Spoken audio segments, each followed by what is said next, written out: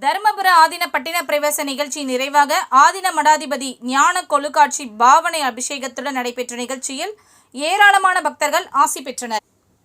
மயிலாடுதுறை மாவட்டம் மயிலாடுதுறை தர்மபுரம் ஆதீனத்தில் தர்மபுர ஆதீனம் 27வது குருமகா சன்னிதானம் ஸ்ரீ மாசிலாமணி தேசிக ஞான சம்பந்த பரமாச்சாரிய சுவாமிகள் சிவிகை பல்லக்கில் பட்டின பிரவேசம் செய்யும் நிகழ்ச்சி மிகவும் கோலாகலமாக நடைபெற்றது.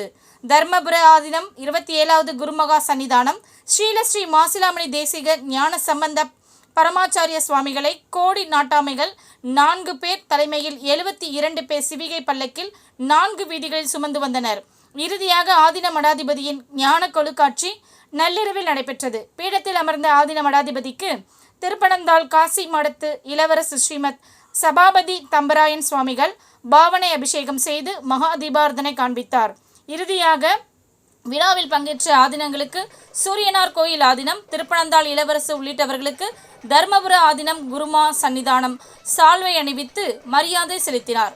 விடிய நடைபெற்ற நிகழ்ச்சியில் மதுரை ஆதீனம், செங்கோல் ஆதீனம், சூரியனார் கோயில் ஆதீனம், தொண்டை மண்டல ஆதீனம் மற்றும் ஏராளமான பக்தர்கள் பங்கேற்று காணிக்கை செலுத்தி மரியாதை செய்து அருளாசி பெற்றனர்.